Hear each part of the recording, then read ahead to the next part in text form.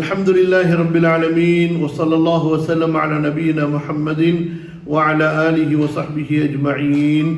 رب زدني علما رب اشرح لي صدري ويسر لي أمري اللهم علمني ما ينفعني وانفعني بما علمتني وزدني علما. سبحانك لا علم لنا إلا ما علمتنا إنك أنت العليم الحكيم. اللهم آتني علما وفهما اللهم علمني من لدنك علما. மதிப்பிற்குரிய சகோதரர்களே சகோதரிகளே, அல்ஹம்துலில்லாஹ் ரசூலுல்லாஹ் ஸல்லல்லாஹு அலைஹி வஸல்லம் அவர்களுடைய சீராவை நாம் படித்து வருகின்றோம். அதனுடைய தொடரிலே அல்ஹம்துலில்லாஹ் இன்ஷா அல்லாஹ் அநேகமாக இன்று 4வது அமர்வாக இருக்கும். ரசூலுல்லாஹ் ஸல்லல்லாஹு அலைஹி வஸல்லம் அவர்களை பற்றி படிப்பதே மிகவும் ஒரு ஆர்வமானது, மனதிற்கு மிகவும் ஒரு இதமானது. ஏனென்றால் இந்த உலகத்திலேயே நாம் அதிகமாக நேசிக்கக்கூடிய ஒரு மனிதர் முஹம்மது ஸல்லல்லாஹு அலைஹி வஸல்லம். பல வகையிலே நாம் அவர்களை நேசிப்பதற்கு கடமைப்பட்டிருக்கிறோம். அவர்களை நேசிப்பது கடமை என்பதை நாம் தெரிந்து கொள்வதற்கு முன்பாகவே அவர்களை பற்றி தெரிந்து கொள்ளும் பொழுதே அந்த நேசமானது இயற்கையாக வந்து விடுவதை பார்க்கிறோம். அதற்கு உதாரணம், நீங்கள் ஒரு சிறு பிள்ளைகிட்ட ரசூலுல்லாஹி ஸல்லல்லாஹு அலைஹி வஸல்லம் அவர்களை பற்றி ஒரு சில நிமிடங்கள் பேசி பாருங்கள், அந்த குழந்தைகளுக்கு நபியின் மீது பாசம் பிரியம் வந்துவிடும். இது அதாவது ஃபித்ரா, அதாவது இயற்கையிலேயே ரசூலுல்லாஹி ஸல்லல்லாஹு அலைஹி வஸல்லம் அவர்கள் மீது அல்லாஹ் தஆலா மனிதர்களுடைய உள்ளங்களிலே அன்பை வைத்திருக்கிறான் என்பதற்கு இது ஒரு பெரிய அடையாளம். அதே போல தான் புதிதாக இஸ்லாமை ஏற்கக்கூடியவர்கள், அவர்களுக்கு நபி ஸல்லல்லாஹு அலைஹி வஸல்லம் அவர்களை பற்றி ரொம்ப பெருசாக நீங்கள் பயான் செய்யாமல், ரொம்ப பெருசாக அவங்கள பற்றி எதுவுமே சொல்லாமலேயே ஒரு சில விஷயங்கள் சொன்ன உடனேயே அவங்களுடைய உள்ளத்தில் அந்த அன்பு பாசம் வந்து விடுவதை நாம் பார்க்கிறோம். ஹிந்து என்ற பெண்மணியை பற்றி உங்களுக்கு தெரியும், எந்த அளவுக்கு மிகப்பெரிய ஒரு இஸ்லாமிய விரோதம் அவர்களுடைய உள்ளத்திலே ஆழமாக பதிந்திருந்தது என்று. அந்த ஹிந்து என்ற பெண்மணி இஸ்லாத்தை ஏற்றுக்கொண்டதற்கு பிறகு ரசூலுல்லாஹி ஸல்லல்லாஹு அலைஹி வஸல்லம் அவர்களை பார்த்து சொல்கிறார்கள், அல்லாஹ்வுடைய தூதரே, நான் இஸ்லாத்திற்கு வருவதற்கு முன்பாக உலகத்திலேயே எனக்கு வெறுப்பான ஒரு முகம் இருந்ததென்றால் அது உங்களுடைய முகம்தான். நான் இஸ்லாமிற்கு வந்ததற்கு பிறகு உலகத்திலேயே விருப்பமான ஒரு முகம் இருக்கிறது என்றால் அது உங்களுடைய முகம்தான் என்று. ஸோ அல்லாஹ் சுப்ஹானஹு வ தஆலா நபி ஸல்லல்லாஹு அலைஹி வஸல்லம் அவர்கள் மீது அந்த பிரியம் வருவதை அந்த அளவு ஒரு இயற்கையாக வைத்திருக்கிறான். கவனிங்க, அல்ஹம்துலில்லாஹ் அல்ஹம்துலில்லாஹ். அல்லாஹ் தஆலா எனக்கும் உங்களுக்கும் எல்லா மூமின்களுக்கும் நம்முடைய பிள்ளைகளுக்கும் சந்ததிகளுக்கும் ரசூலுல்லாஹி ஸல்லல்லாஹு அலைஹி வஸல்லம் அவர்களுடைய அந்த உண்மையான நேசத்தை தந்தருள்வானாக. இன்று நம்ம படிக்க போகக்கூடிய அந்த பகுதி என்னவென்றால், ரசூலுல்லாஹி ஸல்லல்லாஹு அலைஹி வஸல்லம் அவர்களுடைய வளர்ப்பை பற்றி நாம் தெரிந்து கொள்ளப் போகிறோம். நபி ஸல்லல்லாஹு அலைஹி வஸல்லம் பிறந்ததை பற்றி நாம் முந்தைய அமர்விலே தெரிந்து கொண்டோம். ரசூலுல்லாஹி ஸல்லல்லாஹு அலைஹி வஸல்லம் அவங்க பிறந்துட்டாங்க.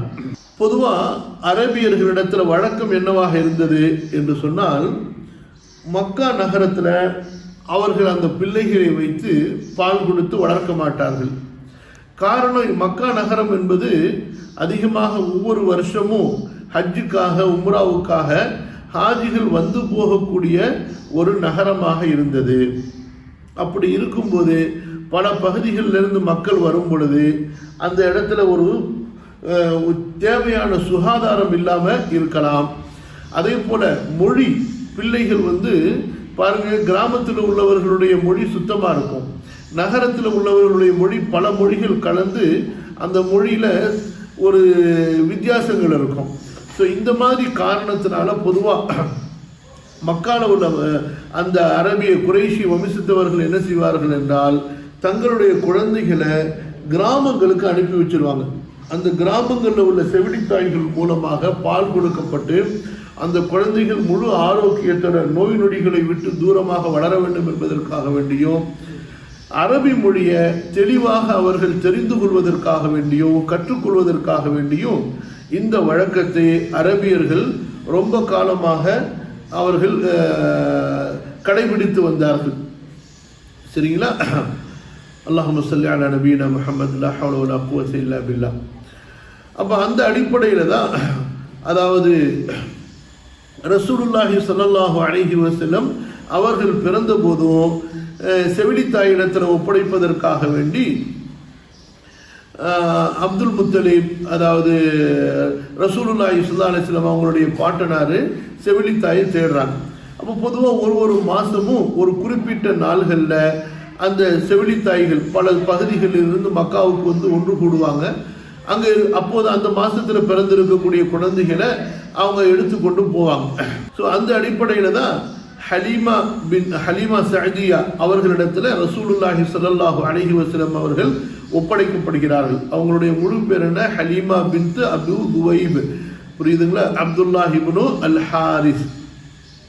இவங்களுடைய கணவனார் பேர் ஹாரிஸ் இப்னு அப்துல் உஸ்ஸா. இவருடைய இன்னொரு பேர் அபு கபிஷா.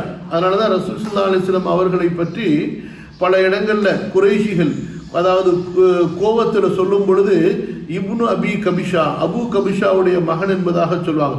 அதாவது அப்துல்லாவுடைய மகன் என்று சொல்லாம அபு கபிஷாவுடைய மகன் என்பதாக சொல்லுவாங்க. ஏன்னா இவர் பால்குடி தந்தையாக இருக்கின்ற காரணத்தினால. இப்ப ரசூலுல்லாஹி ஸல்லல்லாஹு அலைஹி வஸல்லம் அவர்களுடைய இந்த பால்குடி நிகழ்வை பற்றி ஹலீமா சஅதியா ரலியல்லாஹு அன்ஹா அவர்கள் என்ன சொல்கிறார்கள், ஹதீஸ் நூல்களில் எப்படி வருது, அது ரொம்ப ஒரு இன்ட்ரெஸ்டிங்கான ஒரு சம்பவம். சரிங்களா? அதுக்கு முன்னாடி ஒரு சின்ன ஒரு பிரேக்கில் நம்ம ஒரு முக்கியமான ஒரு விஷயத்தை இந்த இடத்துல பார்க்கலாம். அதாவது அரபு உலகத்தில் என்ன ஒரு பழக்கம் இருந்ததோ, அரபு உலகத்தில் என்ன ஒரு பழக்கம் இருந்ததோ அந்த பல பழக்கங்கள் அல்லாஹ்விடத்தில் அங்கீகரிக்கப்பட்ட பழக்கமாகவும் நேரான இயற்கை நெருக்கி தோதுவான ஒரு பழக்கமாகவும் இருந்தது. புரியுதுங்களா? எல்லாமே கிடையாது, பல பழக்கங்கள். ஸோ அந்த அடிப்படையில் தான் குழந்தைகளுடைய வளர்ப்புல குறைஷிகளுக்கு இருந்த அக்கறை. அதாவது இந்த குறைஷிகளுடைய இந்த பழக்கத்தில் நமக்கு ஒரு நல்ல படிப்பினை இருக்கு. என்ன படிப்பினை அப்படின்னு சொன்னா,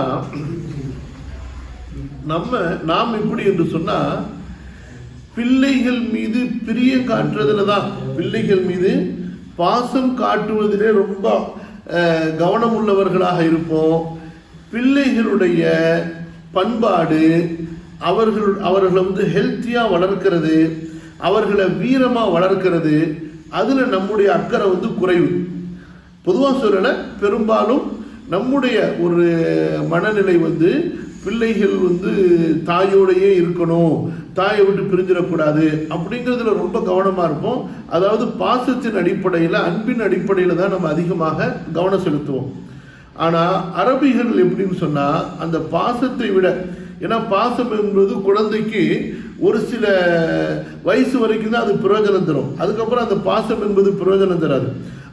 அதே நேரத்தில் அந்த குழந்தையிடத்தில் உடல் ஆரோக்கியம், அந்த குழந்தையினுடைய மொழி வளர்ச்சி, அந்த குழந்தையினுடைய வீரம், அந்த குழந்தைக்கு இருக்க வேண்டிய மன வலிமை, இதெல்லாம் அதுக்கு வந்து ரொம்ப முக்கியமானது. இதுதான் வாழ்நாளெல்லாம் அந்த குழந்தைக்கு பலன் தரக்கூடியது. அப்போ அரபியர்களை பொறுத்த வரைக்கும் அல்லாஹ்மேசியர் அவர்கள் இது விஷயத்தில் கவனம் செலுத்தினாங்க. அதாவது தற்காலிகமான இந்த அன்பு பாசத்தை விட ஒரு குழந்தையினுடைய இறுதி காலம் வரை இருக்கக்கூடிய அந்த குழந்தையினுடைய அறிவு வளர்ச்சி, மொழி வளர்ச்சி, உடல் ஆரோக்கியம், அந்த குழந்தையினுடைய மன வலிமை, இதற்கு அவர்கள் முக்கியத்துவம் கொடுத்த காரணத்தினால தான் தங்களுடைய பிள்ளைகள் கிராமங்களில் போய் அங்கே உள்ள கஷ்ட நஷ்டங்களை பழகி அங்கே இருந்து வளர்றத அரபுகள் வந்து குறிப்பாக குறைஷிகள் வந்து விரும்பினார்கள். அந்த அடிப்படையில் தான் ரசூலுல்லாஹி ஸல்லல்லாஹு அலைஹி வஸல்லம் அவர்களும் அதாவது பால் குடிப்பதற்காக வேண்டி அவர்கள் மக்காவிற்கு வெளியிலே அனுப்பப்படுகிறார்கள்.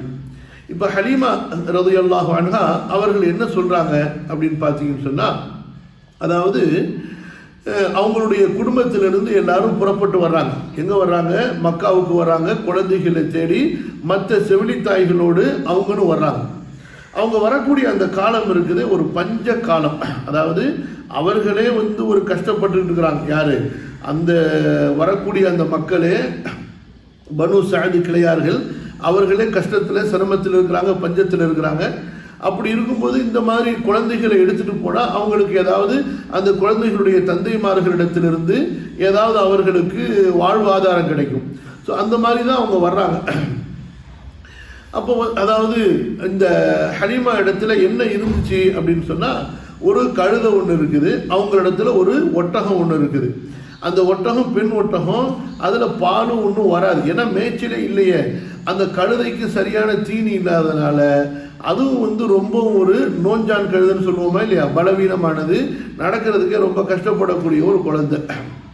அப்போ ஏதாவது நமக்கு மக்கால போய் குழந்தைகள் எடுத்துகிட்டு வந்தால் ஏதாவது வாழ்வாதாரம் கிடைக்குமே அப்படிங்கிற ஒரு அந்த எதிர்பார்ப்பில் தான் அவர்கள் வருகிறார்கள். அப்போ பார்க்கும் பொழுது மக்கால குழந்தைகள் கொண்டு வருவாங்க, காபத்துல்லாக்கு பக்கத்தில் குழந்தைகளை கொண்டு வருவாங்க.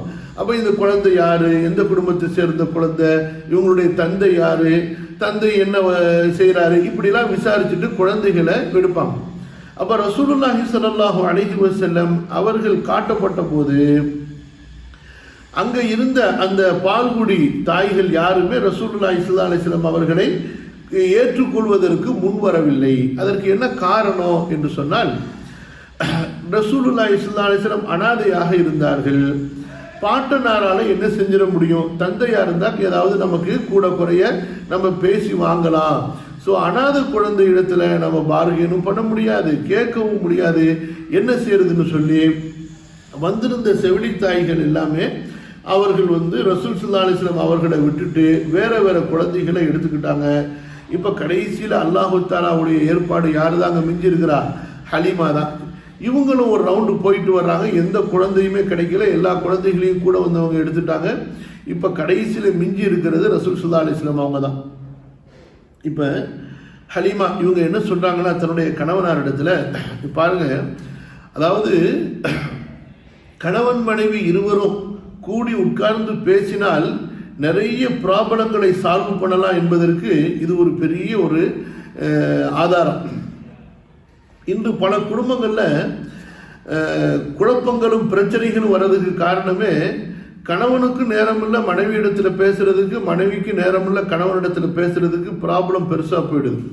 குடும்பத்தை நிர்வகிக்கிறதுலையா இருக்கட்டும், பிள்ளைகளை வளர்க்கிறதுலையா இருக்கட்டும், அல்லது தங்களுடைய இரு வீட்டார்களுடைய பிரச்சனைகளை சமாளிப்பதிலையா இருக்கட்டும், அல்லது பொருளாதாரத்தை சமாளிக்கிறதுலையா இருக்கட்டும், எதுலேயுமே சரி இன்றைய ஒரு நவீன காலத்தில் அல்லது இன்றைய நவீன ஒரு இயந்திர வாழ்க்கை, ஒரு மிஷின் வாழ்க்கையில் நாம் என்ன செய்யறோம்னு சொன்னால், அதாவது மனைவியும் கணவனிடத்தில் பேசுறதில்லை, கணவனும் மனைவி இடத்துல பேசுறதே கிடையாது. அதாவது பேச்சு ரெண்டு விதமான பேச்சு இருக்கு. எனக்கு என்னென்ன சாமான் தேவை வாங்கிட்டு வாங்கன்னு மெசேஜ் அனுப்புறது அல்லது சொல்றது ஒன்று இருக்கு. இந்த மாதிரியான பேச்சுகள் என்பது இது கட்டாயமா பேசித்தான் ஆக வேணும், அந்த பேச்சை சொல்லலை. ரெண்டு பேரும் உட்கார்ந்து ஒருத்தர் மனசுல உள்ளதை ஒருத்தர்கிட்ட சொல்லி அதை புரிந்து கொள்ள வேண்டிய விதத்தில் ஒருத்தர் உள்வாங்கி புரிந்து கொண்டு அதற்கு உண்டான கருத்தை வெளிப்படுத்துவது. புரியுதா? இப்ப சில நேரங்களில் இந்த பேசுறது கூட பிரச்சனையாகி போயிடுது. பேசுறது பிரச்சனையை சால்வ் பண்றதுக்கு, ஆனா பேசுறதே பிரச்சனையாயிடுது. அது எப்படி பிரச்சனையாகுது அப்படின்னா, என்ன பிரச்சனையாகுது அப்படின்னு சொன்னா, ஒருத்தர் ஒரு விஷயத்த சொல்ல வருவாரு, உடனே அவசரமா இன்னொருத்தர் அந்த பேச்சை மறிப்பாரு, இடைமறிப்பாரு, அல்லது அது உடனே முழுசா கேட்காம தவறா புரிந்து கொண்டு அவர் மறுத்து பேச ஆரம்பிச்சிருவார்.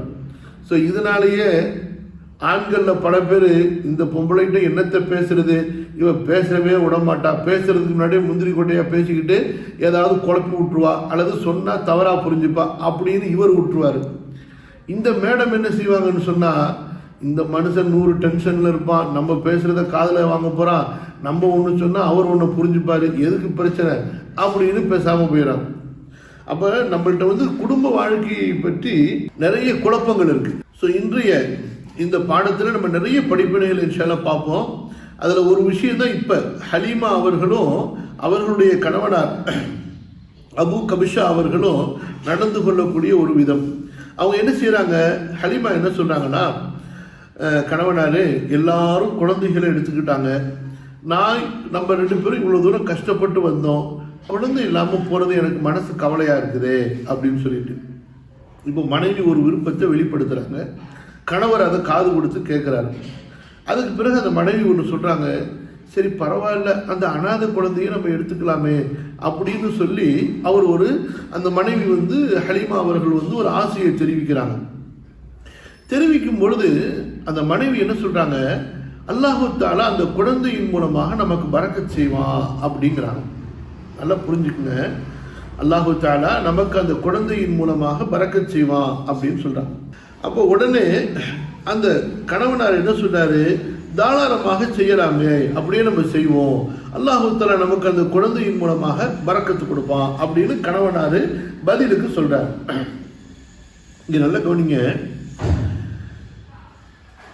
ஒரு விஷயமா பார்ப்போம். முதல்ல இங்கே அகீதா சம்பந்தமா பார்ப்போம்.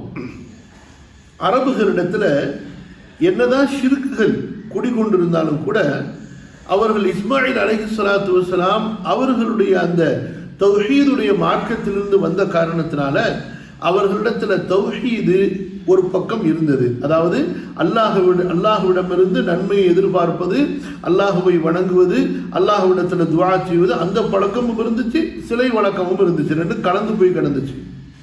ஆனா ஒரு கஷ்டம்னு வரும் பொழுது அவர்கள் அல்லாஹுவை மட்டுமே ஆதரவு வைக்கக்கூடியவர்களாக, அல்லாஹுவை மட்டுமே நம்பிக்கை கொள்ளக்கூடியவர்களாக இருந்தார்கள். நல்லா புரிஞ்சுக்குங்க, ஒரு கஷ்டம், ஒரு சிரமம், ஒரு பிரச்சனை, ஒரு ஆபத்துன்னு வந்துவிட்டால் அந்த அரபுலக மக்கள் அல்லாஹுவை மட்டுமே ஆதரவு வைப்பவர்களாக இருந்தார்கள். காரணம் என்னன்னு சொன்னா, அல்லாஹுவை தவிர யாருமே கை கொடுக்க முடியாது என்பதை அவர்கள் தெளிவாக புரிந்திருந்தார்கள். தாங்கள் நம்பக்கூடிய சிலைகள் எல்லாம் நம்மளை கைவிட்டுடும், அல்லாஹ் கைவிட மாட்டான் என்று நம்பியிருந்தாங்க. அப்ப இந்த அடிப்படையில் பார்க்கும் பொழுது இன்றைய காலத்தில் இந்த சோகால் முஸ்லிம்ஸ் இருக்காங்க பாருங்க, worshippers of Khabar, worshipper of dargahs, தர்காக்களை நம்பக்கூடிய, அதாவது பெயர் தாங்கி முஸ்லிம்கள் இருக்காங்கல்ல, இவங்க எப்படிப்பட்டவர்கள் சொன்னா அரபு நாட்டில் இருந்த அக்கால முஷ்ரிக்குகளை விட மோசமானவங்க. அரபு நாட்டில் இருந்த அக்கால முஷ்ரிக்குகளுடைய கொள்கையை விட மோசமான கெட்ட கொள்கையை உடையவர்கள் இக்காலத்தில் இருக்கக்கூடிய தர்கா நம்பிக்கையாளர்கள், கபூர் நம்பிக்கையாளர்கள், அவுலியா நம்பிக்கையாளர்கள். ஏங்க அப்படின்னு சொன்னா, அந்த ஐயாமுல் ஜாஹிலியாவுடைய முஷ்ரிக்குகள் கூட கஷ்டம்னு வந்துட்டா நமக்கு அல்லாஹுவை தவிர யாருமே கை கொடுக்க முடியாது, ஆபத்து என்று வந்துவிட்டால் அல்லாஹுவை தவிர யாரும் கை கொடுக்க முடியாதுன்னு சொல்லி சிலைகளை எல்லாம் விட்டுட்டு அல்லாஹ்விடத்துல போய் சரண்டர் ஆயிடுவாங்க. ஆனா இந்த காலத்தில் இருக்கக்கூடிய தர்கா வர்ஷிப்பர்ஸ் இருக்காங்களே, தர்கா பிலீவர்ஸ், கபறுகளை, தர்காக்களை, அவுலியாக்களை நம்பக்கூடியவங்க, இவங்க எப்படிப்பட்டவங்கன்னா, அல்லாஹுவை கூப்பிட்டால், அல்லாஹுவை அழைத்தால் அல்லாஹ் ரொம்ப லேட்டா பதில் கொடுப்பானா, அவுலியாவை கூப்பிட்டு அவுலியா சீக்கிரமா பதில் கொடுத்து வரான். அதனாலதான் அவங்களுக்கு ஒரு வியாபாரத்துல கஷ்டம்னா ஒரு மௌலுது ஓதுவாங்க, அல்லது ஒரு தர்கால போய் நேர்ச்சி பண்ணிப்பாங்க. இப்ப நீங்களே கம்பேர் பண்ணி பாருங்க, இந்த காலத்துல இருக்கக்கூடிய சோகால் முஸ்லிம்ஸ், இவங்க முஸ்லிமா முஷ்ரிக்கா, அல்லது முஷ்ரிக்கை விட மோசமான முஷ்ரிக்காங்கிறத நீங்களே முடிவு பண்ணீங்க. சரிங்களா? இது ஒரு முக்கியமான படிப்பினை நம்ம தெரிஞ்சு கொள்ள வேண்டியது. அப்ப இவ்வளவு கஷ்டம் இருக்குது, இவ்வளவு பிரச்சனை இருக்குது, தங்களுடைய சிலைகளை எல்லாத்தையும் ஹலீமா மறந்துடுறாங்க. அதுக்கு முன்னாடி வரைக்கும் அவங்க சிலை வணங்கியே தான் இருந்தாங்க, அதுக்கு பிறகுதான் அவங்க இஸ்லாமுக்கெல்லாம் வர்றாங்க. அப்ப இவ்வளவு பிரச்சனையா இருக்குது, எந்த சிலையிடத்திலையும் அவங்க உதவி கேட்கல. சரி பரவாயில்ல, அனாதை குழந்தையை நம்ம எடுத்துப்போம், அல்லாஹ் பரக்கத் செய்வான்னு அவங்களும் சொல்றாங்க, கணவனாரும் சொல்றாங்க. இப்போ முதல் விஷயம் நம்ம இங்க என்ன தெரிஞ்சுக்கணும், கணவன் மனைவி இருவருக்கும் இடையில உண்டான அந்த அன்பு, பாசம், புரிந்துணர்வு, ஒருத்தர் இடத்துல அனுமதி கேட்கிறாங்க, ஒருத்தருக்கு அவங்களுடைய நல்ல எண்ணத்துல நல்ல நோக்கத்துல அனுமதி தர்றாங்க. அதற்கு பிறகு 2 பேருமே பேசி ஒரு முடிவுக்கு வர்றாங்க. அதே போல ஒரு விஷயத்தை நம்ம செய்யும் பொழுது அல்லாஹ்விடத்துல ஆதரவு வைக்கணும், அல்லாஹ் இதுல எங்களுக்கு நன்மையை செய்வான் என்ற நம்ம நல்ல எண்ணத்தை கொண்டு வரணும். அதையும் நம்ம இந்த இடத்துல படித்துக் கொள்றோம். இன்னொரு முக்கியமான விஷயம் என்னன்னு சொன்னா, அனாதைகளுடைய விஷயத்துல அல்லாஹ் சுப்ஹானஹு வ தஆலா உலகத்தை படைத்த நாளிலிருந்து அவருடைய விசேஷமான கருணையை வைத்திருக்கிறான். அந்த ஒரு கருணையின் பக்கம்தான் இந்த ஹலீமா அவர்கள் வழிகாட்டப்பட்டார்கள். அதாவது யார் மேல மக்கள் எல்லாம் இறக்கப்பட மாட்டாங்களோ, யாரை மக்கள் எல்லாம் புறக்கணிப்பார்களோ அப்படிப்பட்ட அந்த ஒரு குழந்தையை ஹலீமா அவர்கள் எடுத்தார்கள், ஏற்றுக்கொண்டார்கள். அது அந்த செயல் அவர்களுக்கு பிரியமாக ஆகிவிட்டது. அல்லாஹ் சுப்ஹானஹு வ தஆலா ஹலீமாவுக்கும் ஹலீமாவுடைய குடும்பத்தார்களுக்கு பின்னாடி ஹிதாயத்தை அல்லாஹு தஆலா வழங்குகிறான். அப்ப அந்த ஒரு அனாதை குழந்தையை எடுத்து அந்த குழந்தையின் மூலமாக அல்லாஹ்விடத்தில் அவங்க பரக்கத்தை, நன்மையை, வளத்தை, அல்லாஹ்வுடைய அருளை ஆதரவிக்கிறார்கள். அதே போல அவர்கள் அந்த அருளும் அவர்களுக்கு கொடுக்கப்படுகிறது.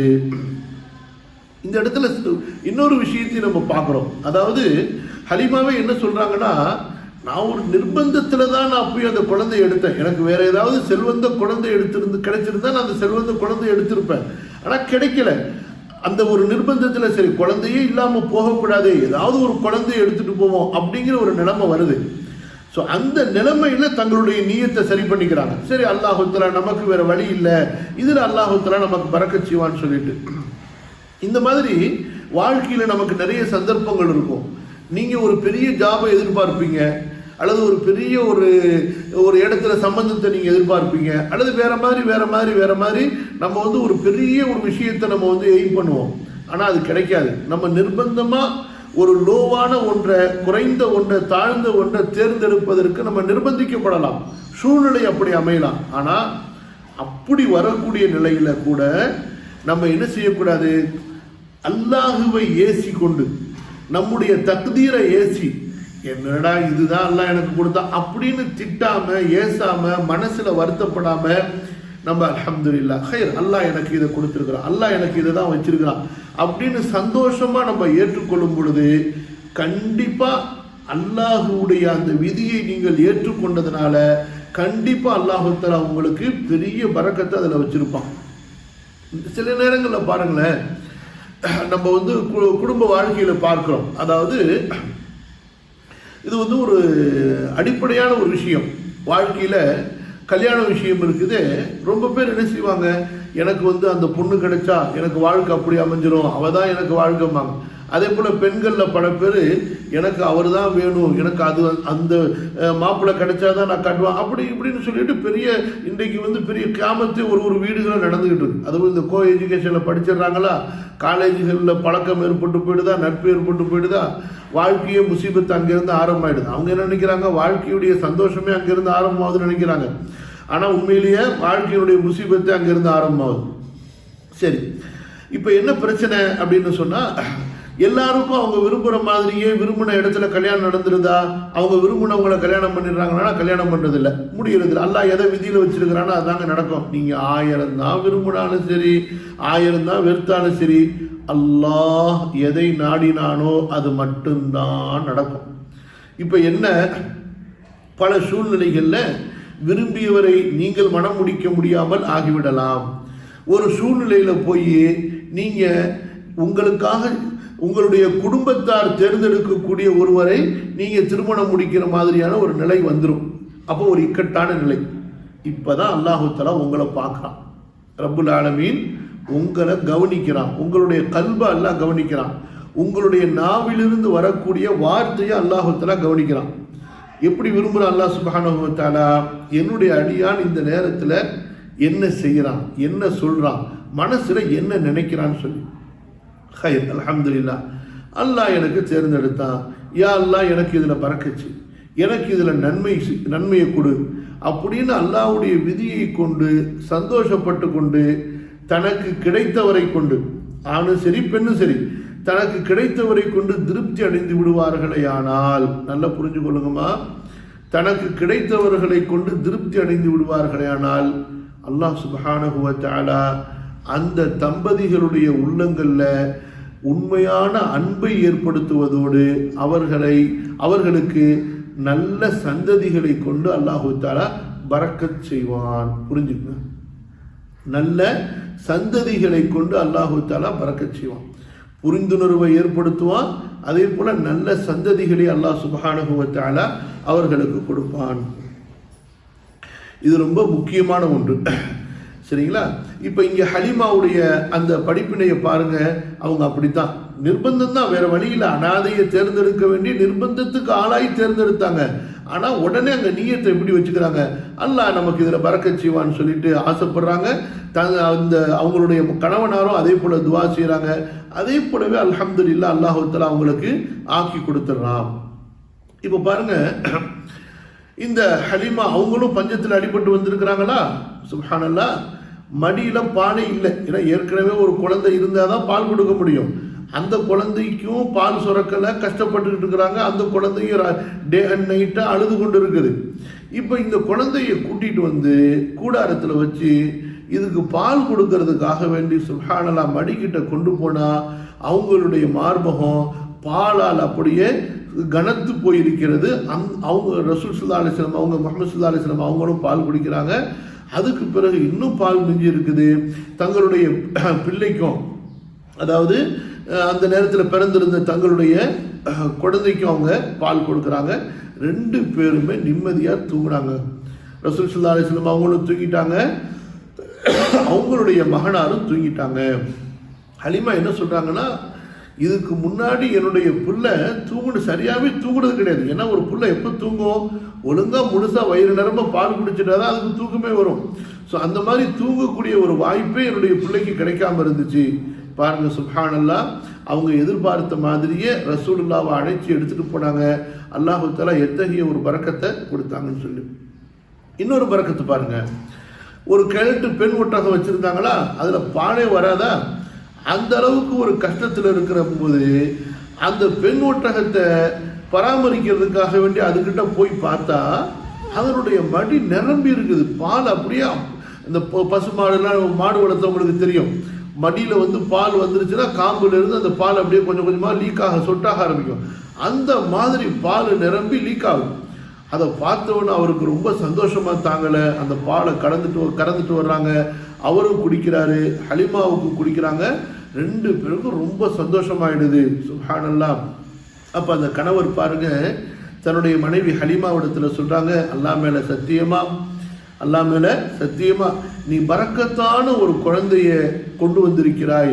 உனக்கு கிடைச்ச குழந்தை ஒரு பரக்கத்தான குழந்தை உனக்கு கிடைக்கப்பட்டு இருக்கிறதுன்னு சொல்ல ஹலீமாவும் சொன்னாங்க, அல்ஹம்துலில்லாஹ், நானும் அதே போல தான் ஆதரவு வைக்கிறேன், நானும் அப்படித்தான் நம்புறேன்னு சொல்லி அவங்க சொல்கிறாங்க. அடுத்ததாக இந்த மக்காலிருந்து விடை பெற்று கொண்டு 2 பேரும் அந்த குழந்தையை எடுத்துக்கிட்டு அவங்க தங்களுடைய இருப்பிடம் நோக்கி பனு சாது கிளையார்களை நோக்கி போகிறாங்க. இது பனு சாது கிளையார்கள் என்பது மக்காவுக்கும் தாயிஃபுக்கும் இடையில உள்ள ஒரு கிராம பகுதி. இப்போ அந்த குழந்தையை கூட்டிகிட்டு போகும்பொழுது அந்த ஒரு பெண் கழுதையில் தானே வந்தாங்க. அந்த கழுதை சரியாகவே நடக்க முடியாது. கூட இருந்தவங்கெல்லாம் வரும்போது ஹலீமாவை திட்டிக்கிட்டே வந்தாங்க. என்ன ஹலீமா, என்ன கழுதையை கொண்டு வந்த, நடக்கவே மாட்டேங்குது, ஒன்னால நாங்களெல்லாம் லேட்டாக போக வேண்டியிருக்குதே, தாமதமாக வேண்டியிருக்குதே அப்படின்னு திட்டிக்கிட்டே வந்தாங்களா. திரும்ப போகும்போது பார்த்தா அந்த கழுதை நல்ல ஆரோக்கியத்தோட நல்ல ஸ்பீடாக நடக்குது. அப்போ அந்த பெண்கள்லாம் பார்த்துட்டு கேட்குறாங்க, ஹலீமா இது என்னம்மா இது, நீ வரும்போது வந்து அந்த கழுதை தானா இது அப்படின்னு சொல்லி ஆச்சரியமாக கேட்குறாங்க. வேற கழுதை மாதிரில தெரியுது அப்படின்னு சொல்லிட்டு ஹலீமா சொல்லிட்டாங்க, அதே கழுதை தான் சொல்லிட்டு. அப்போ அந்த பெண்கள் என்ன சொல்லிக்கிறாங்க, என்னமோமா ஒரு மேஜிக் மாதிரி இருக்குது உன்னுடைய கழுதைக்கு என்னமோ ஆகி போயிடுச்சு போல இருக்கு அப்படின்னு அவங்க பேசிக்கிறாங்க. அல்லாஹ்வுடைய பரக்கத்து பாருங்க, சுப்ஹானல்லாஹ். ரசூலுல்லாஹி ஸல்லல்லாஹு அலைஹி வஸல்லம் அவர்களை எந்த ஆதரவோடு ஹலீமா அவர்கள் எடுத்தார்களோ அந்த நியத்தில் அல்லாஹ் தஆலா பரக்கத் செய்றான். இது ஒரு பரக்கத்தாச்சா? என்னென்ன பரக்கத்தை பார்த்தோம்? ஹலீமாவுடைய மடியில் பால் சுரக்குது. அதுக்கு முன்னாடி வரைக்கும் காய்ந்திருந்த மடி, தன்னுடைய குழந்தைக்கு பால் கொடுக்கறதுக்கு கஷ்டப்பட்டாங்க. இப்போ ஒரே நேரத்தில் 2 குழந்தைகளுக்கு வயிறார பால் கொடுக்குறாங்க. அடுத்தது ஹலீமாவுடைய ஒட்டகம், பெண் ஒட்டகம், அதனுடைய மடி பாலால் நிரம்பி இருக்குது. 3வது, எந்த கழுதை தானே நடக்க முடியாமல் அவ்வளவு கஷ்டத்தில் இருந்துச்சோ, ஒரு ஆளையே சுமக்க முடியாமல் இருந்துச்சோ, இப்போ ரசூல் ஸல்லல்லாஹு அலைஹி வஸல்லம் அவங்களையும் அதில் வச்சுக்கிட்டாங்க. ஏற்கனவே உள்ள குழந்தை இருக்குது, சாமான் செட்டு இருக்குது, ஹலீமாவும் ஏறி உட்காந்துருக்குறாங்க. அப்படி இருந்தும் அது முழு ஆரோக்கியத்தோட நல்ல திடகாத்திரத்தோட அது போகுது. ஆச்சா, 3 விஷயமாச்சா. அடுத்தது பாருங்க, 4வது ஊருக்கு போகிறாங்க. ஊருக்கு போனால் அங்கே என்னென்னா ஏற்கனவே மழை பெய்யாமல் ரொம்ப பஞ்சத்தில் நிலங்களெல்லாம் காய்ந்து போயிருக்குது. அப்போ அரபுகளுடைய, அதாவது அரபு கிராமங்களில் இருந்தவங்களுடைய பொதுவான அவங்களுடைய வாழ்வாதாரம் என்னன்னு சொன்னால் ஆடுகள் மேய்க்கிறது, ஒட்டகங்கள் மேய்க்கிறது. அதுதான் குறைஷிகளுடைய வாழ்வாதாரம், வியாபாரம் செய்கிறது. இப்போ ஆடுகளை மேய்க்கிறதுக்கு அனுப்புனா அங்கே ஒழுங்கான புல் இருந்தால் தானே ஆடு ஒழுங்காக மேய்ஞ்சிட்டு வரும், அது கொடுத்து வரும், அது மடியோடு வரும். அதே போல் ஒட்டகங்கள் கொடுத்து வரும், மடியோடு வரும். அதனுடைய பாலை அருந்தி அவங்க உணவு, தங்களுடைய வாழ்வாதாரத்தை, தங்களுடைய வாழ்க்கையை அவங்க கழிக்கலாம். அப்போ பால் என்பது ஆட்டுப்பாலோ ஒட்டகத்தினுடைய பாலோ அரபுகளுடைய ஒரு முக்கியமான உணவாக இருந்தது என்பதையும் பேரித்தமிழத்திற்கு பிறகு இது நம்ம தெரிந்து கொள்கிறோம். அதாவது பேரித்தமிழத்துக்கு பிறகு அவங்களுடைய முக்கியமான உணவு இந்த பால் தான். இப்போ என்ன பிரச்சனை அப்படின்னு சொன்னால், இப்படி ஒரு காய்ந்த பூமியாக இருக்கும் பொழுது என்ன செய்யறது? ஏன்னா அந்த ஆட்டுப்பாலை குடித்தாதான் ஆண்களுக்கு வலிமை வரும், ஆண்கள் வேலைக்கு போக முடியும், பெண்களுக்கு உடல் திடகாத்திரமாகவும் பெண்கள் வீட்டு வேலை செய்ய முடியும்.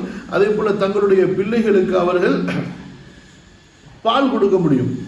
இப்போ இந்த ஆடுகளை அனுப்புகிறாங்களா? அடுத்து 4வது பரக்கத்து, ஹலீமாவுடைய ஆடுகள் மேயக்கூடிய இடங்களெல்லாம் மாஷா அல்லாஹ், அல்லாஹு தஆலா புற்களை உண்டு பண்ணுறா. அந்த ஆடுகள் சிறப்பாக மேய்ஞ்சிட்டு சாயந்தரம் நல்லா கொழுத்து வருது, மடியும் கனமாக வருது. அப்போ அந்த பனு சாயிது கிளையார்களில் உள்ள அந்த குடும்பத்தில் உள்ள மற்றவங்கெல்லாம் என்ன சொல்கிறாங்கன்னா, என்னப்பா இது, நம்ம ஆடுகளை எங்கப்பா மேய்க்கிறீங்க நீங்கள்? கொண்டு போய் காஞ்சி கொண்டு போயிட்டு காய்ந்தே திரும்ப கொண்டு வரீங்க. ஹலீமாவுடைய ஆடு பாருங்க, அவங்க எங்கே மேய்க்கிறாங்கன்னு தேடுங்கப்பான்னு சொல்லிட்டு. அப்போ உண்மையிலேயே அந்த மேய்ச்சல் இடம் என்னமோ அதுதான். ஆனால் அல்லாஹு தஆலா இன்னமா அம்ருஹு இதா அராத ஷைஅன் அன் யகூல லஹு குன் ஃபயகூன். அல்லாஹ்வுடைய ஆற்றல் என்பது இந்த படைப்புகளோட குன் என்ற வார்த்தையோட இணைஞ்சிருக்கு. ஆகு என்று சொன்னால் ஆயிடுவான், ஆகு என்று சொன்னால் ஆகிவிடும். அப்போ அல்லாஹு தஆலா அந்த பூமிக்கு கட்டளை இடுறான். ஹலீமாவுடைய ஆடுகள் மேயக்கூடிய இடத்துல அந்த ஆடுகள் புற்பூண்டுகளை பார்க்குது, மேயுது. ஸோ இது அல்லாஹுடைய நேரடியான ஒரு பரக்கத்து. இது 4வது ஒரு பரக்கத்து. சரிங்களா? அப்போ அந்த மாதிரி மாஷா அல்லாஹ் நல்ல ஒரு செழிப்பாக அந்த ஆடுகள் மேய்ந்து கொண்டு வருது. அதனுடைய பால்களை அவங்க அருந்துறாங்க, ஒட்டகத்தினுடைய பால் அருந்துறாங்க. அவங்களுக்கு நல்ல தெரிஞ்சு போயிடுச்சு ரசூலுல்லாஹி ஸல்லல்லாஹு அலைஹி வஸல்லம் ஒரு நல்ல ஒரு பரக்கத்தான ஒரு குழந்தையை நம்ம எடுத்து வந்தோம்னு சொல்லிட்டு. சரிங்களா? அப்போ 2 வருஷம் ரசூல் ஸல்லல்லாஹு அலைஹி வஸல்லம் அவர்களை முழுமையாக ஹலீமா அவர்கள் அங்கே வைத்திருக்கிறார்கள், பால் கொடுக்குறாங்க. இந்த 2 வருஷத்துக்கு பிறகு கொண்டு போய் தாய் இடத்துல கொண்டு போய் காட்டணுங்க. இந்த 2 வருஷத்துக்கு இடையில ஒரு தடவை கூட போலங்க.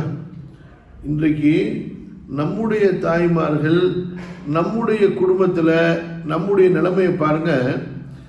நம்ம இப்போ நீங்கள் என்ன நினச்சிப்பீங்க அப்படின்னு சொன்னால், என்னடா அது 2 வருஷமா ஒரு புள்ளைய ஒரு செவிலித்தாய் இடத்துல கொடுத்துட்டு திரும்பி கூட பார்க்காம இருக்கிறாங்கன்னா இவங்கெல்லாம் ஒரு தாயா, இது தாய் பாசமா இது அப்படிலாம் கூட சில பேர் நினைக்கலாம்.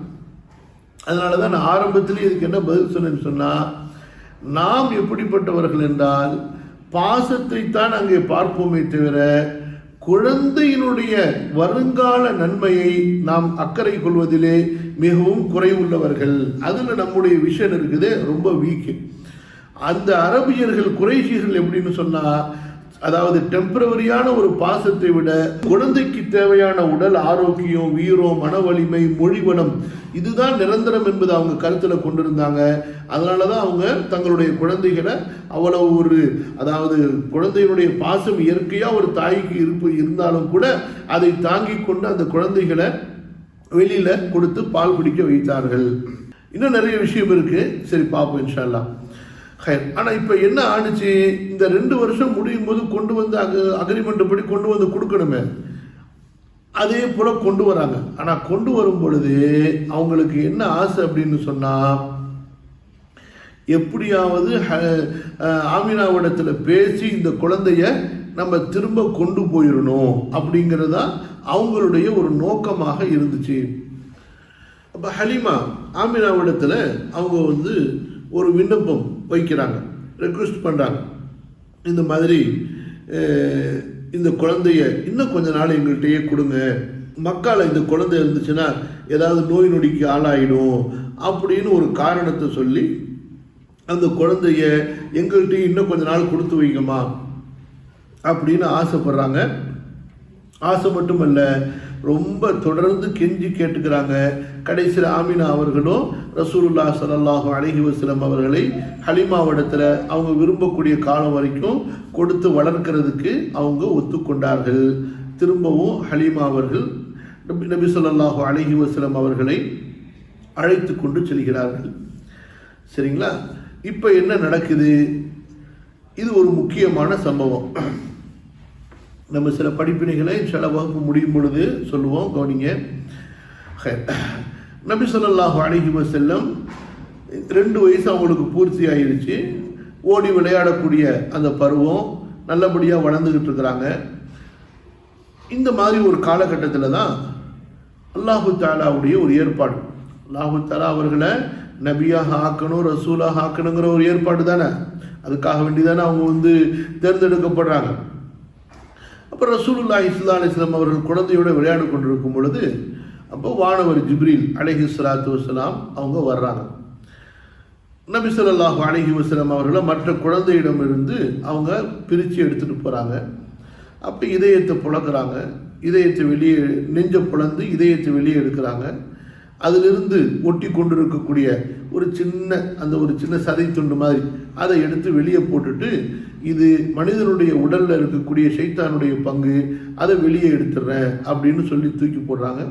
அப்புறம் தங்களுடைய கொண்டு வந்திருந்த சொர்க்கத்தினுடைய தங்க தட்டில் ஜம்சம் தண்ணீரின் மூலமாக அவங்களுடைய இதயத்தை கழுகுறாங்க. திரும்ப அந்த நெஞ்சுக்குள்ளார அந்த இதயத்தை வைத்து அவர்கள் அப்படியே பதித்து விடுகிறார்கள். இதை கொஞ்சம் தூரத்திலிருந்து பார்த்து கொண்டிருந்த, என்னடா நெஞ்சை புலந்தாரு, சதையை எடுத்தாரு அப்படின்னு பார்த்துக்கிட்டு இருந்தவங்க அந்த குழந்தைகள் ஓடோடி போய் ஹலீமாவிடத்தில் என்ன சொல்லிட்டாங்க? முஹம்மது கொலை செய்யப்பட்டு விட்டார். யாரோ முகம்மதை, ஏன்னா இதயத்தை புலந்து, நெஞ்சை புலந்து இதயத்தை எடுத்தா என்ன மூத்து தானே அப்படின்னு போய் சொல்லிட்டாங்க. ஹலீமா வர்றதுக்குள்ளார பார்த்தா ஜிப்ரீல் அலைஹிஸ்ஸலாத்து வஸ்ஸலாம் தான் எந்த பணிக்காக வேண்டி அனுப்பப்பட்டிருந்தார்களோ அந்த பணியை முடிச்சுட்டு அவங்க திரும்ப வானுலகத்துக்கு சென்று விட்டார்கள். நபி ஸல்லல்லாஹு அலைஹி வஸல்லம் குழந்தையா இருக்கிறாங்க, என்ன நடந்துச்சுன்னே தெரியல, அவங்களுக்கு புரியல. அவங்க வெளிரி போய் ஒரு பயந்த நிலையில நிறம் மாறியவர்களாக காட்சியளித்தார்கள். அனஸ் ரலியல்லாஹு அன்ஹு இந்த ஹதீஸை அறிவிக்கக்கூடியவங்க சொல்றாங்க, நபி ஸல்லல்லாஹு அலைஹி வஸல்லம் அவங்களுடைய அந்த நெஞ்சு புழக்கப்பட்டதையும் அது இணைக்கப்பட்டதையும் அது தைக்கப்பட்டதற்கான அடையாளத்தையும் நான் பார்த்தேன் என்று. சரிங்களா?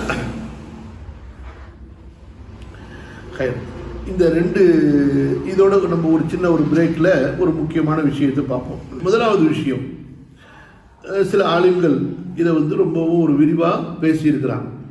அதாவது என்னன்னு சொன்னா, ஹலீமா அவர்கள் நபி ஸல்லல்லாஹு அலைஹி வஸல்லம் அவர்களை அழைத்து கொண்டு சென்றார்கள்.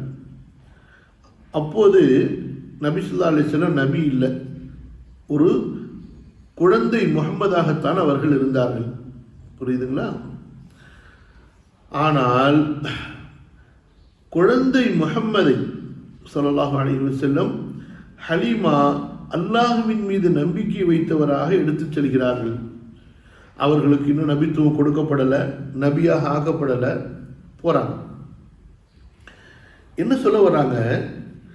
எத்தனை வகையான பரக்கத்துகளை ஹலீமா பார்த்தாங்க. நம்ம 4 வகையான பரக்கத்துகளை பார்த்தோம்.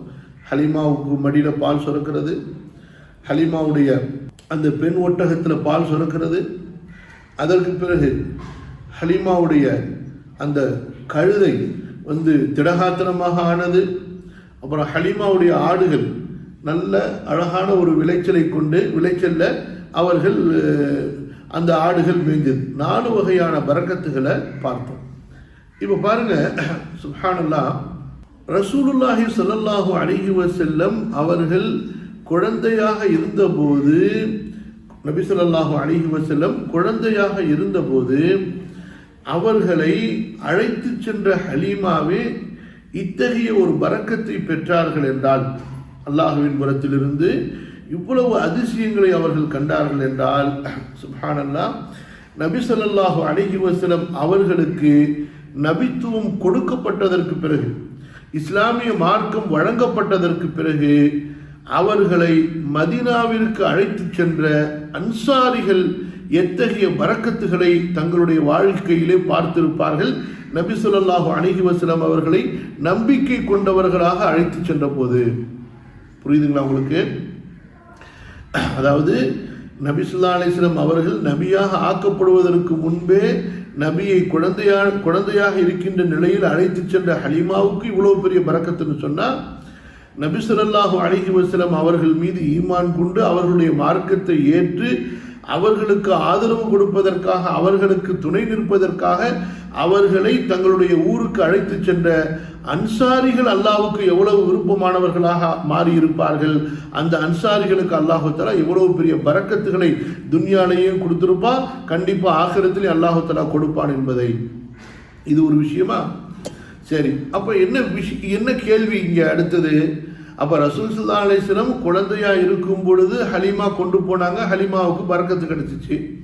ரசூல் ஸல்லல்லாஹு அலைஹி வஸல்லம் அவர்களை மக்கா காஃபிர்கள் விரட்டும் பொழுது, மக்கா காஃபிர்கள் அழைப்பு பணி செய்ய விடாம ரசூல் ஸல்லல்லாஹு அலைஹி வஸல்லம் அழைப்பு பணியை செய்ய விடாம மக்கா காஃபிர்கள் ரசூலுல்லாஹ்வை தடுத்த பொழுது மதீனா வாசிகள் அன்சாரிகள் ரசூல் ஸல்லல்லாஹு அலைஹி வஸல்லம் அவங்கள கூட்டிட்டு போனாங்க, பரக்கத்தை அனுபவிச்சாங்க. இப்ப நாம் ரசூலுல்லாஹி ஸல்லல்லாஹு அலைஹி வஸல்லம் அவர்களை கொண்டு பரக்கத்தை அடைய முடியுமா, முடியாதா? அப்படி பரக்கத்தை அடையிறதா இருந்தா அதுக்கு என்ன வழி செய்யறது, அதுக்கு என்ன வழி இருக்கு அப்படின்னு ஒரு கேள்வி. இப்ப இந்த கேள்விக்கு பல பேர் பல விதமா பதில் சொல்லலாம். ஒருத்தங்க என்ன சொல்லுவாங்க, ஆமாங்க கண்டிப்பா ரசூலுல்லாஹ் மூலமா நமக்கு பரக்கத்து கிடைக்கும். எப்படி கிடைக்கணும், அதுக்கு எப்படி கிடைக்கும் அப்படின்னு சொன்னா, ஒருத்தங்க என்ன சொல்லுவாங்க, நம்ம ரசூலுல்லாஹ் பொருட்டால துவா கேட்கலாம், யா அல்லாஹ் ரசூலுல்லாஹ் பொருட்டால எனக்கு அதை கொடு இதை கொடு அப்படின்னு துவா கேட்கலாம், பரக்கத்து கிடைக்கும் அப்படின்னு சொல்லுவாங்க.